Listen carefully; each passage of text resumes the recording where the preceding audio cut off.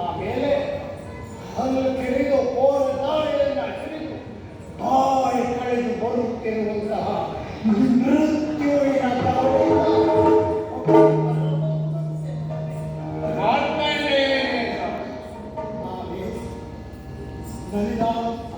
ತನ್ನ ಕರಾಳ ನಾಲಿಗೆಯನ್ನು ಬರುತ್ತಿರುವಂತಹ ಕರಾಳ ಸರ್ಪ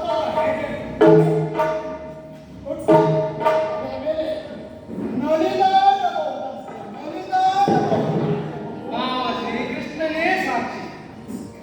ಆದರೆ ಆ ಚಕ್ರವ್ಯೂಹವನ್ನು ಹೊರಗೆ ಬಂದವರ ಕತೆ ನನಗೆ ಗೊತ್ತಿಲ್ಲ ಮಗನೇ.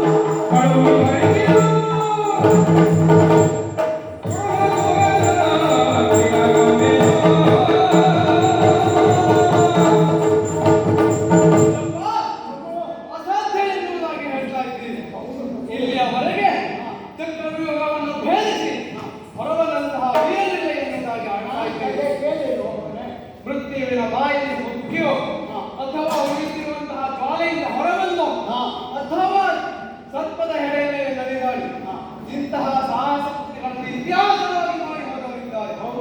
ಗೊತ್ತಪ್ಪ, ಹಾಗೆ ಚಕ್ರವ್ಯೂಹವನ್ನು ಭೇದಿಸಿ ನಾನೊಂದು ಇತಿಹಾಸವನ್ನು ಸೃಷ್ಟಿಸಿದ್ದೇನೆ. ಕೊಡಿಯಪ್ಪ ಖಂಡಿತವಾಗಿ ಕಣ್ಣಕ್ಕೆ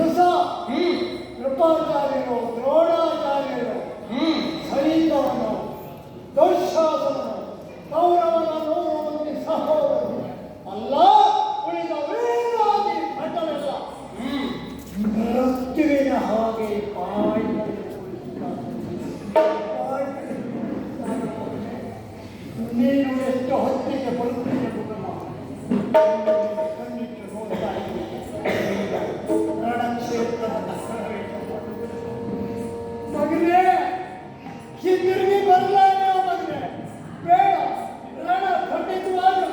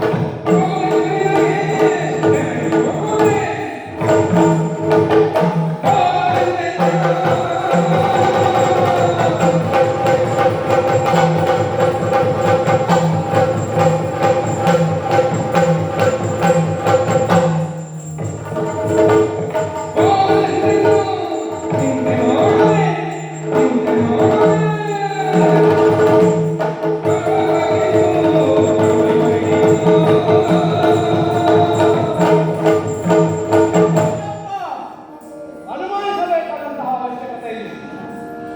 ಈ ಪ್ರಪಂಚದಲ್ಲಿ ಆಯಾಸವಾದಾಗ ಬೆವರೇ ಇರುವುದು ಸಹಜ.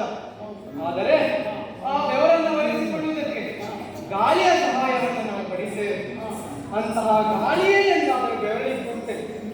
ಅಷ್ಟೇ ಅಲ್ಲ, ಯಾವುದೇ ಒಂದು ಹಿಮದ ಶಿಖರವೇ ಆಗಿರಲಿ, ಸಣ್ಣದಾದಂತಹ ಜ್ವಾಲೆಗೆ ಒಂದು ತಲೆಗೆ ನೀರಾಗಲೇ ಬೇಕಾದರೆ ಅಂತಹದರಲ್ಲಿ ಅಲ್ಲಿರುವಂತಹ ಕೌರವ ಸೇನೆ ಮಂಜುಗಡ್ಡೆಯ ಪರ್ವತವಾಗಿದೆ. ನಾನು ಉರಿಯುತ್ತಿರುವಂತಹ ಜ್ವಾಲೆ ಹೋಗಿ ಅವರನ್ನು ಕೆಳಗ್ತೇನೆ, ಅವರೊಂದಿಗೆ ತುಳಿಯುತ್ತೇನೆ. ಅವರನ್ನು ಹೋಗಿ ಬರೆಯುವುದರ ಮುಖೇನವಾಗಿ ಜಯದ ಹಾರವನ್ನು ನಿಲ್ಲಿಸುತ್ತೇನೆ. ಅಷ್ಟೇ ಯಾಕೆ ಈ ದಿನಕುಲದಲ್ಲಿ ಅಲ್ಲ, ಈ ಚಂದ್ರವಂಶದಲ್ಲಿ ಯಾವುದೋ ಒಂದು ಪ್ರತಿಷ್ಠಿತವಾದಂತಹ ವ್ಯಕ್ತಿಯ ಮಗನಾಗಿ ಜನಿಸಿ ಹೋದೆ ಸಾಕಾಗಲಾರದು. ನಮ್ಮದ್ದಾದಂತಹ ಅಸ್ತಿತ್ವವನ್ನು ರೂಪಿಸಬೇಕು ಅಂತಾದರೆ ನಮ್ಮದ್ದಾದಂತಹ ಸಾಧನೆಯನ್ನ ಅಥವಾ ಯಾವುದೋ ಒಂದು ರೀತಿಯಾದಂತಹ ನೆನಪಿಟ್ಟುಕೊಳ್ಳುವಂತಹ ಕಾರ್ಯವನ್ನು ಸಾಧಿಸಬೇಕಾಗುತ್ತದೆ.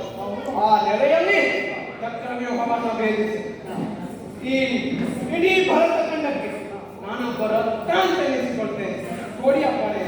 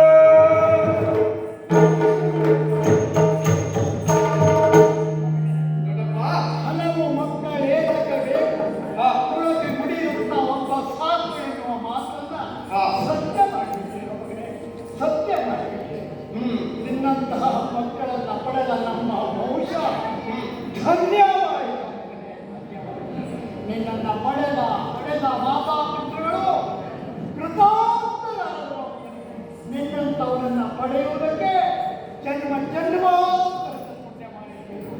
ದೊಡ್ಡಪ್ಪ, ನನ್ನಂಥವರನ್ನು ಪಡೆಯುವುದಕ್ಕೆ ಪುಣ್ಯ ಮಾಡಿರಬೇಕು ಎನ್ನುವುದು ನಿಮ್ಮ ನೆಲೆಯಾದರೆ ನಿಮ್ಮಂಥವರ ಅಲ್ಲ ಈ ಚಂದ್ರವಂಶದವರ.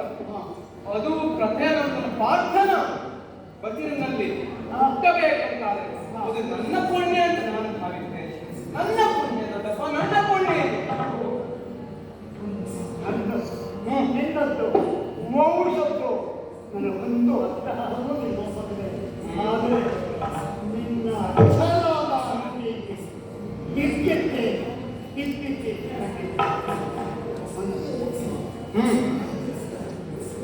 ಒಂದು ಸಂಕಟ ಈಗ ಬರುತ್ತಾ ಇದೆ.